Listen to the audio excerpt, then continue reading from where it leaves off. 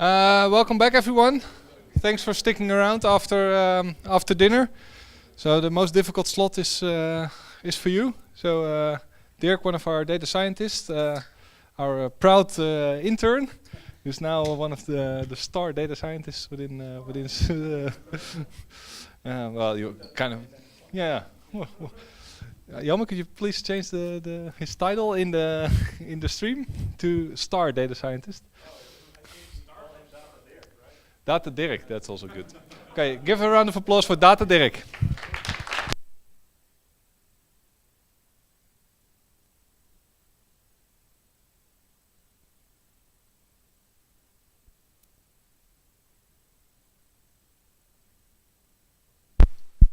Test, test. Finland also can hear me now. I'll start over again.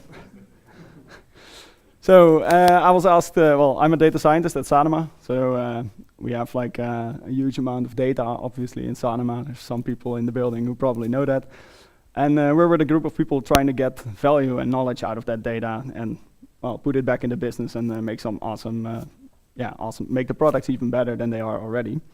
And today I'm going to tell you something about the technologies we use. So Spark is one, and Zeppelin is a tool we're experimenting with to use.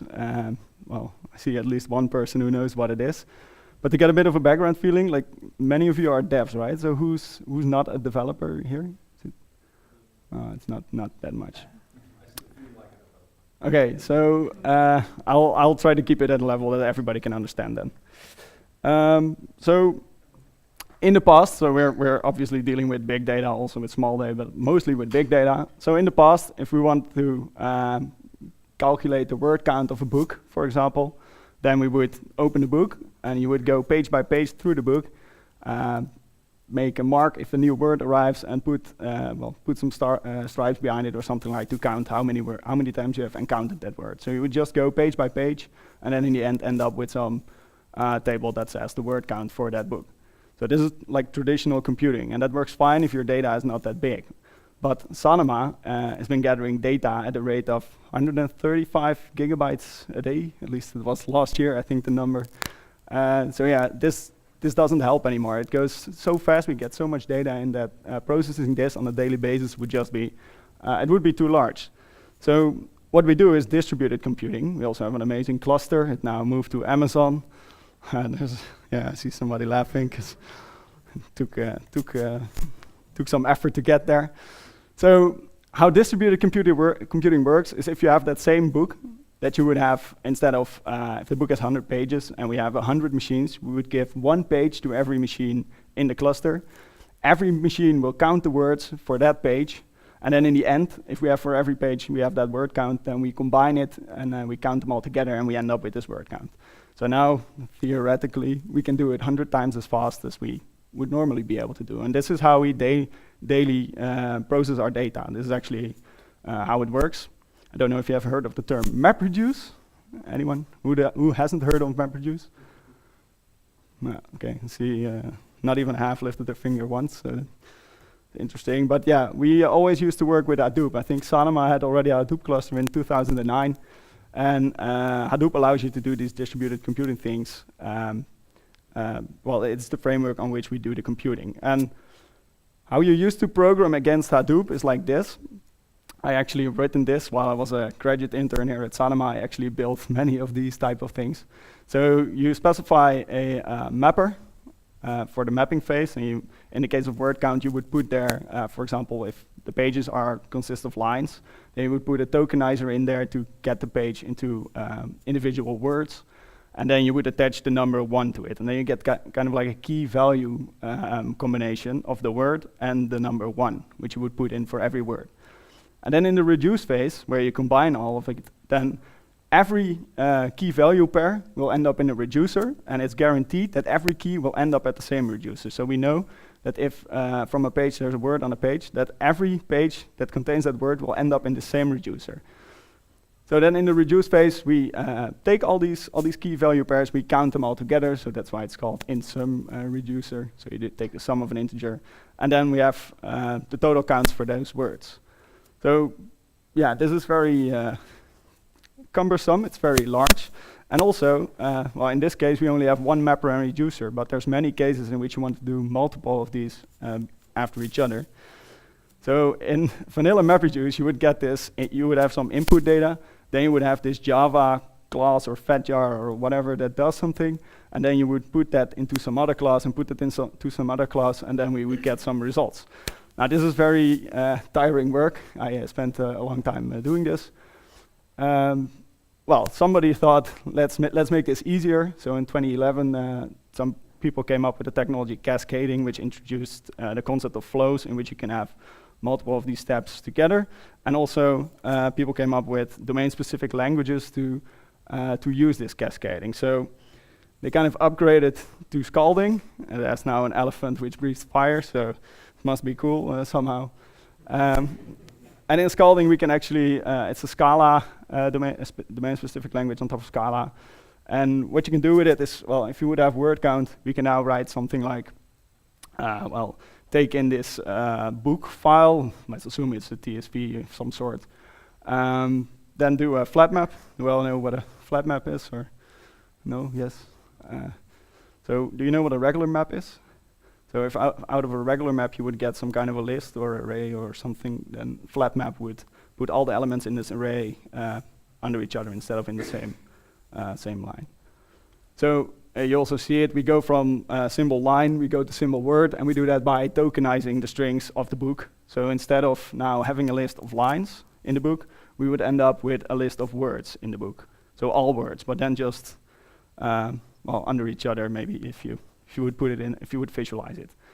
So, and then in the end, we just call group by on the word, and then take the size, and then we would also end up with a word count. So this already made things a lot easier.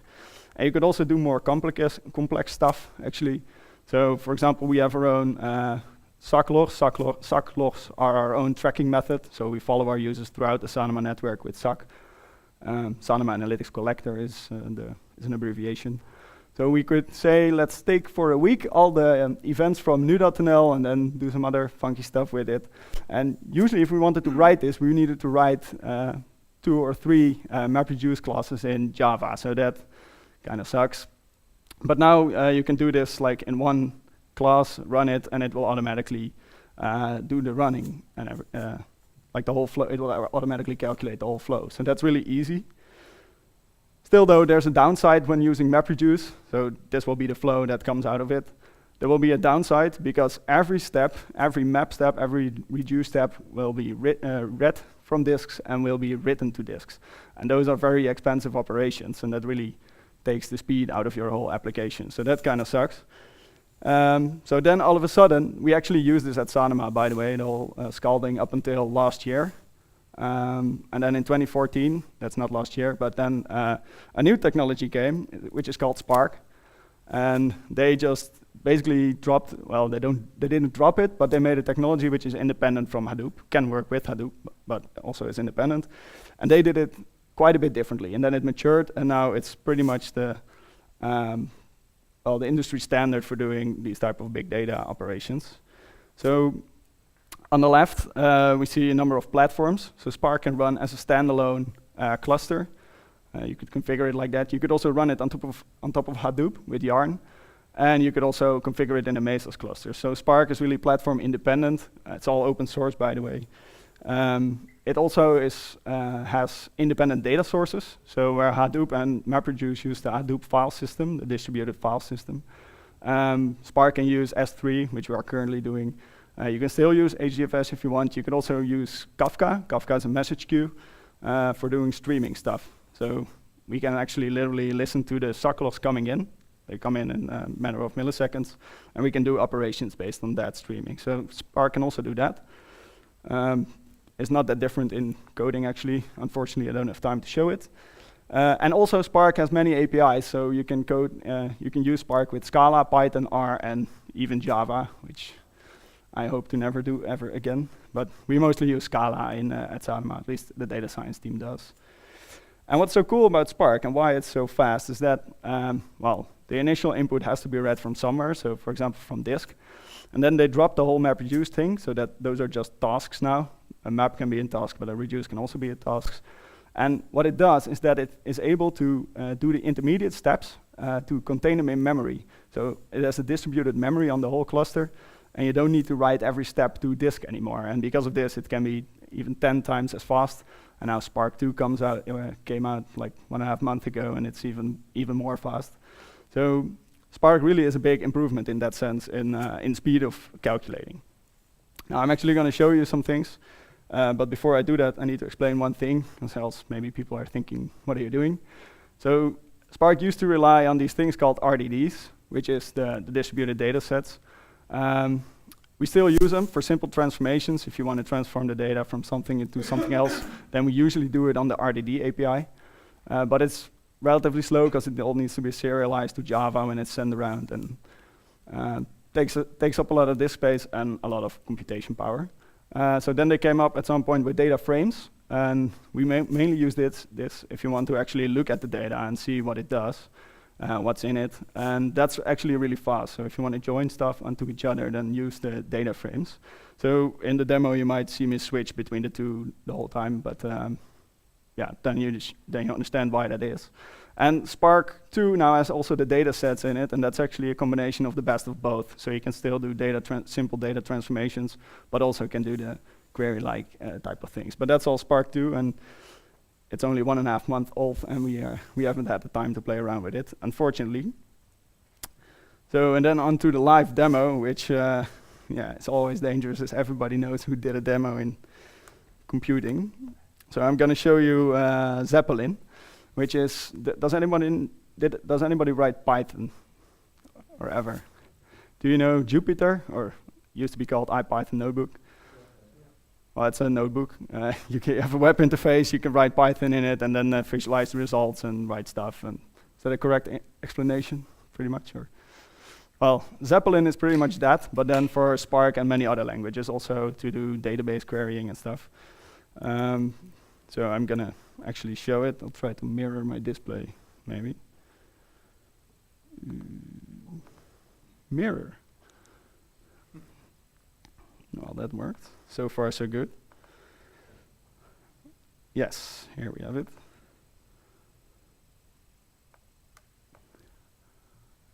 I guess you can't read this. Yeah, so I now have opened Zeppelin. So it's a web interface, as I said. This is our local instance I've been trying to get to run earlier today. It worked, I think. So what you have always when you start a Spark shell or a Spark application, you would get a Spark context, and that's, well, the whole Spark application. And if you were in a command line, you could send commands to it, like do a map or do whatever. And the similar thing would happen if you do Zeppelin. You would get a Spark context of your own. And what you can, for example, do with it is, well, I have a lorem ipsum text in there, which I'm going to try to retrieve.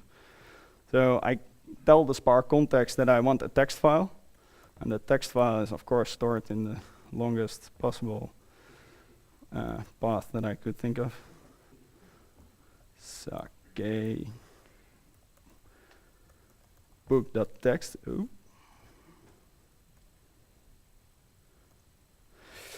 So yes, we now have a text file here. Oh, this is also great.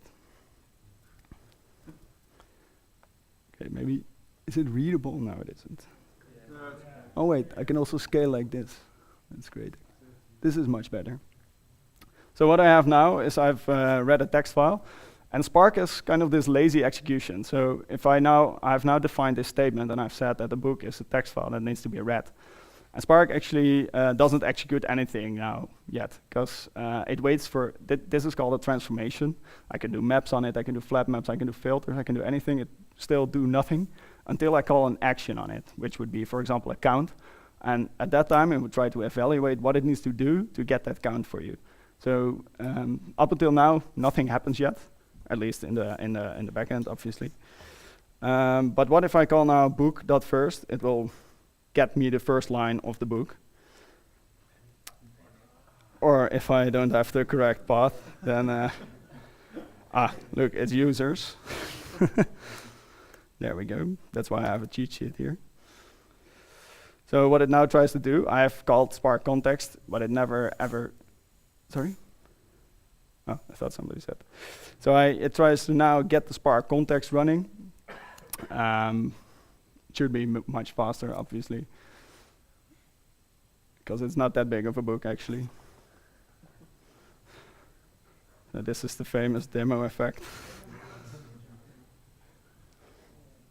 I'm now just going to wait for 10 minutes for it to arrive.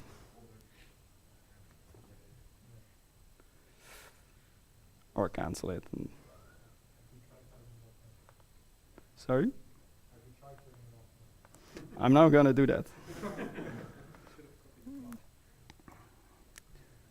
Yeah, so you have these interpreters who interpret your code, and you can restart them. So let's see what happens if I do.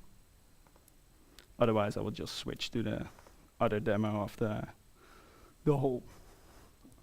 I have 3 instances running, 2 in the cloud at this moment. Let's hope at least one would work. Okay, so I get a context.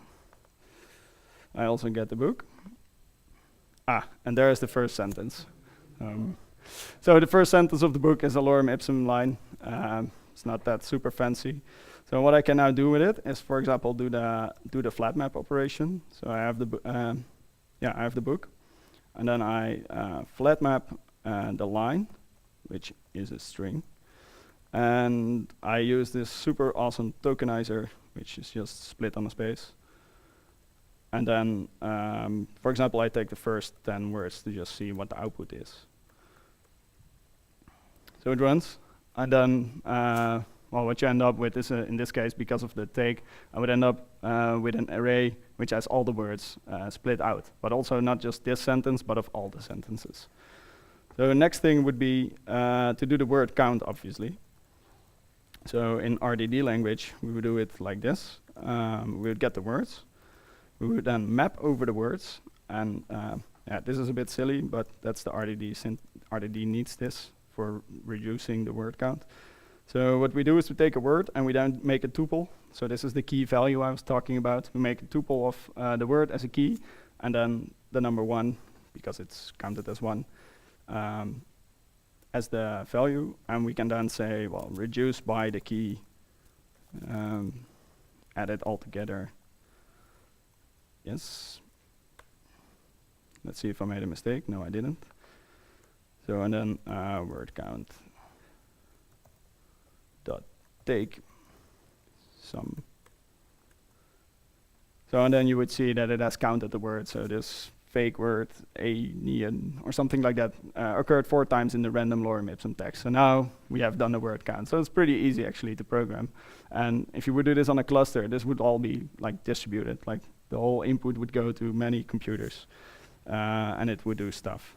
So it's actually easier if you would use the data frames, but let's just not go into that. What you can also see, and that's for developers, that's great, I guess. Or you don't see, obviously. That's why. What you can also see is what steps it took to get to this result. I'll make it bigger, maybe. So first we read a text file as the lines would indicate. Then we would do a flat map and then a map. So it recognizes that it doesn't need to do all these steps. It doesn't have to do them separately. So it doesn't have to do first read the text file and then the flat map. It knows that it can do this all at once, actually. So you can see from the whole staging thing that it recognizes this and it optimizes it so it can run on one task altogether.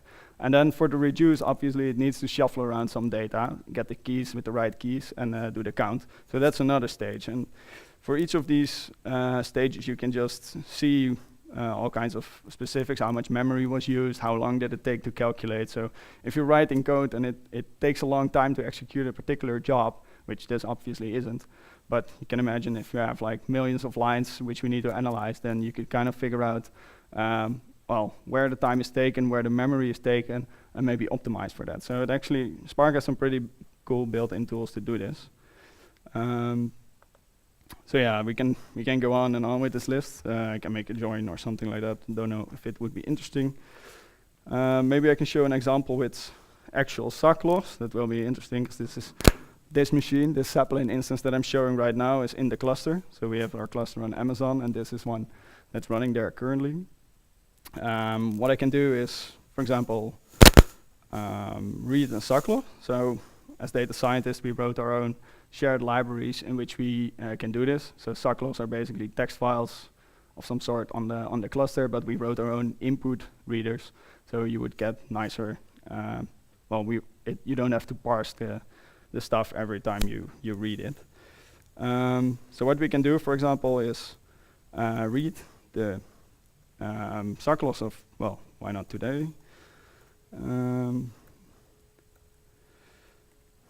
now I need to do this. Yes, and then read them. And this looks really silly because usually, I don't know if there are many Scala fans out among you, but that Spark context we usually define in our code as an implicit variable, so we don't have to provide it. But Zeppelin provides you with a non-implicit Spark context, so it's kind of annoying every time to do. But what you see is that we get back from this input reader an RDD, and that RDD contains a SaKE event. So what we can do now is, for example, look at the logs of my favorite Sanoma site, of course. That's cook love share, or cook share love, or I always forget what the order is. So we do a filter, because SaKE events contain all the SaKE events of the whole of Sanoma, including Finland, and that's a lot. So what we do is we filter, and we get the SaKE event out of it, which I will call event. And we can then say, I want only the events that have the site cook love share .nl. Oh, yeah. Oh, what? Yeah, it's actually it is it. Oh, okay. You will be surprised. You got Mr. Jalmar to thank for that, maybe. Before my time. So what we have now is an RDD, still with SaKE events, but there's a lot less because now we have a SaKE events that only contain cook, love, share. And what I'm going to do is I'm going to call cache on this, which will tell SaKE that, or tell Spark that I want to keep the result of this in the cache. So you'll notice that if I run this, and still I haven't performed an action, so nothing is happening if I run this. It will still just say, well, you get an RDD if you run this. But if I say I want to do a count of the number of SaKE logs coming from cook share love, then now I've performed an action, the count, and then it will start running. So at this moment, some machines in, where are we, Ireland, I guess, will start to do stuff, and they will start reading the SaKE logs of 12th of September, which is today, and it will try to figure out all the events that have something to do with cook share love. Now, this will maybe you have to wait for this. So what I will do in the meantime is, for example, what would be cool to show, we can take this into account. We could do just find out which user ID has visited cook share love the most. So what we could do is do a map. We again have an event called SaKE event. And then we will get the event.id. We make a string out of it. And then now what we get out of this, I can't show it now because it's running the SaKE log still. We get now an RDD with strings out of this.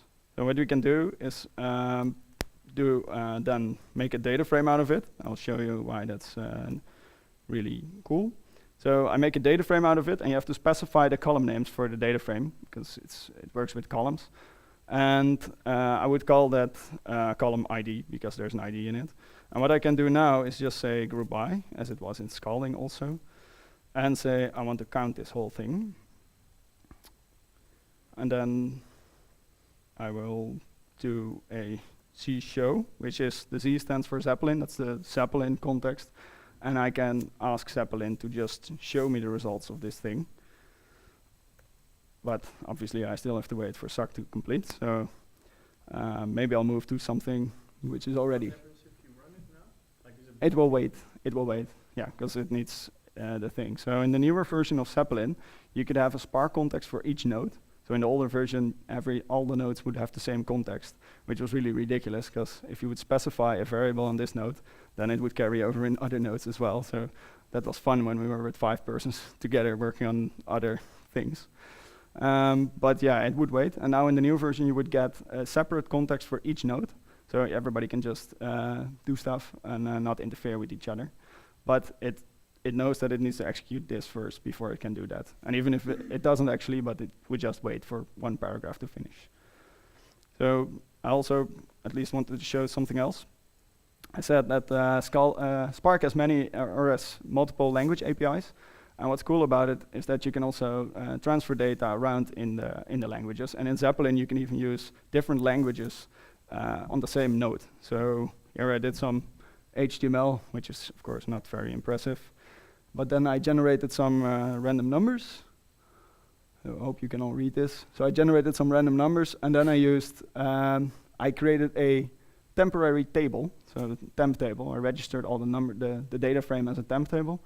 And then what I can do is basically query that table directly. So the random data obviously contains random numbers here, so there's no real pattern. But what I can also do is, for example, move to R, and then get the data from the temp table into R, and then do all kinds of visualizations with it. So this is some R stuff with ggplot. So you can basically, if you're an R fan and you want to do some data exploration, you can just use all the whole range of plots that R can provide you with. So here's the ggplot one, which is, in my opinion, the most ugly one of this. Then there's also Python, which I mentioned. So you could again use, for example, matplotlib, get the data into Python, use it to plot something. The whole Spark API, as you could see, is also available there. So Spark, if you make a data frame out of the data, then it will contain rows, and it's a row format, and the rows have the columns. So the rows have a number, and the number is 22, for example, here. So yeah, you can show it. It's of course not very. You don't learn anything from it, but then you can also use again Python to display this random data again. So if you're an R or Python fan, then you can definitely also use this tool for it. And if you would use the Spark API from within Python, then you can just also do data exploration and that from Python directly. So you don't have to first get Scala code in to get the data. You could also do it from Python directly. Let's see if this is done. Well, almost. Oh, it's finished. So, well, you could see how long it took, but I put the cache in there. So if I now want to do it again, then if I wouldn't have cached the data, it would evaluate this whole thing and say, well, I want to count the group by, I want to get it from a data frame, I want to get it from this map. And the map data comes from this read from the text files, and then it would read all the data again before it can get to that count. But because we cached it in the data, you can fairly quickly now get to this, figure it out. So there's 2 stages because of the group by. Yes. And then it finished. So now we get to see, well, this user ID. Don't know if anyone recognizes his own. Then you've been 38 times on Cookshare Love today. Well, anyway, this is of course an analysis that isn't really like super important, but you can get the point that we just visited like millions and millions of SaKE logs and figured out and took out some data. And if I want to now dive into this Cookshare Love data, I can like do all the things I want. I was actually asked once by the ad teams, there they are, who eats pasta? Are there any people who like pasta? Now, well, then you would go into the SaKE logs and see who visits recipes that contain pasta. Turns out that 95% of the people ate pasta. So that was, I already told them in advance, like, it's not really useful. But yeah, you can go across languages, and you can also do kind of dashboards for people. So I've written this once, I think it was in February. So yeah, so there's a bunch of stuff, and then there's a bunch of tables and a bunch of graphs, which was, for the business, this was really like, they wanted to know how many people read premium data and so paid data and or articles on HS, which is the Finnish nu.nl, and who reads normal data, and they wanted this kind of analysis. And what I gave them was basically just a report. So it will drop all the code then from the thing, and you could just explore this data yourself. You could just look at it. And I provided this to some business guy, and he was like super happy because it took me maybe an hour to create, and this person could really like move his analysis, his business analysis forward. So we can fairly quickly make these things, although it's actually not my job to do these things, but yeah, it shows that it's a very quick tool to explore data instead of going through Hive or write the job, make a whole project, and then upload the fat jar to a cluster and then run it and look at HDFS or S3 for the results. I mean, you get it all now right here, and that's actually pretty fast. So it's also open source. So Databricks, the company that invented Spark and is developing it, they also provide this service. It costs a lot of money, and this is free. So. I tried to make a streaming job actually in it. I haven't succeeded yet, but I think it is, but I have to figure it out because this actually just came out of incubating from Apache. So it's an Apache project, and it just graduated the incubation program. I think it should be possible, but I have to try still. How flexible can this be? Like, can you do you have to pre-program each report that it has, or that it contains, or can users, like via user interface, also interact with the data? Yes, you can also have forms. So you could say people fill out a form. So in the interface you can define a form, and then people can fill it out, click a button, and then the report will come out of that according to that button. So that's nice. Sorry? I actually don't know how it works in the background, but you could use the variables of, well, like if you have an input field, then you could use the variable data in the code to refer to whatever the user specified. And you can schedule also. You can schedule things. So if you want to say, I want to have this report refreshed daily, then you could set it at 3 a.m. when almost nobody is using the cluster. So yeah, you can also schedule it. That's also pretty neat. So maybe, I don't know if there's any interesting thing here left. Not really, I suppose. So yeah, these are some of the things we can do now with Zeppelin to do fast data exploration, and it doesn't, like this really, I think this cuts down our initial analysis time by at least half. It's like so much faster because we don't have to set up a whole project and do all the uploading, and it's just instant, and that really helps us. So, oh yeah, and there's one more thing. True. What I also did, I've been experimenting with that a bit. Yeah, this is probably very small. If you keep a Spark, if you would start a Spark shell on your computer, then it will create a Spark context, and you would get, for example, a number of executors. So executors are the machines that run the actual tasks. So if you keep a Spark shell open, then it would at some point claim the resources. If I would say I want 50 executors, then as soon as the cluster has them, it would give it to me. And as long as I keep the shell open, I would have that resources at my disposal. So that also means that nobody else can claim them. So you asked the question about the notebook. So if we would be like with 10 people with 50 executors per node, if we would have 10 people doing stuff, we would have 500 executors hostage because nobody else can use them. So Spark has this thing called dynamic allocation, and in dynamic allocation, well, kind of already implies what it does. It dynamically allocates executors. So for example, in the beginning, I did this small tasks. So then it needed 2 executors to execute this thing. And then after 1 minute, it drops the executors. We've set it to 1 minute. So yeah, that's already helpful. But if you keep data by default, Spark keeps nodes that have data cached on it. It keeps it by default in memory, and then it will keep open the executors indefinitely. So you can also set that. So that's what I did with the other thing. So I did this huge job, probably SaKE loss of some sort. And then it gave me this huge amount of executors. And then after a while, some of them had cached data, some didn't. And then it dropped the ones that didn't have any data. It kept the ones that did have data. And after a while, it just drops everything because it took too long for me to do that. So yeah, that works pretty well. Yeah, and I think that's also one of the most cool features. So you don't, you can get all the resources you want, but it just doesn't have, like if Maarten Peters is running 10 million queries at the same time, then kind of he gets the resources to do that back. No problem. Did you decide on how many executors were running for a specific job? If you write a Spark job, you can set the maximum and the minimum. For example, if you do dynamic allocation, you can set the maximum minimum. If you don't do that, you can say I want this many, for example. In this case, for Zeppelin, I just set a min and a max, and then set dynamic allocation on, so it will automatically figure out how many it actually needs. And how does it do that? You know, like Usually it's the input data that makes up how many things it needs. So if it really figures out, okay, I now need to read this gigantic, enormous amount of data, just use all the executors that I can.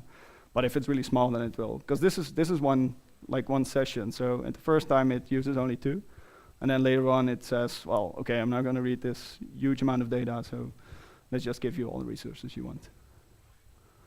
So yeah, hopefully that will maybe help you well, at some point in your daily work. As Sanoma Tech maybe is going to support it one day. And then, it would I think make we already provided this one, right? Or yeah, the yeah. one in the cluster. It's a kind of an older version. Okay. We used the one that's it provided by worked. Amazon. It worked, yeah. Okay, Tom, could you start setting up? And then final question for Dirk. Telmo, you can't ask any questions Wow, anymore. you're probably the one You're in the audience forfeited that your knows most about this. Now, just curious on the experience. Is there anything where this is not superior to Jupyter, or is it just better in every way? Well, I think Jupyter, does it support Spark also, for example? Okay. This connects directly to the big data cluster, for example. So I don't know if Jupyter does. No, well, but that was basically how is there any where it's not superior, because it's clearly superior in a lot of ways. I was just wondering if you prefer Jupyter for a very specific Oh thing. yeah, I'm not with really. Excel. I never really used Jupyter all that much except for doing Python code outside of my normal IDE. But that's also what it's good for. It's used for ad hoc stuff and maybe a dashboard. But yeah, I think it's superior. But that's because I use Spark all day long. So. This is like generic, so you can have like all kinds of interpreters in there, whereas Jupyter only has. You could also have Python connections to databases, so JDBC connections and Elasticsearch and all those things. You can have all kinds of connectors to whatever, and that. So it's not just Spark, but that's at least how we use it. So. Okay. You had a question, or is We're running out of time. Yeah. yeah, because everybody's waiting for the HoloLens, obviously. Yes, sure.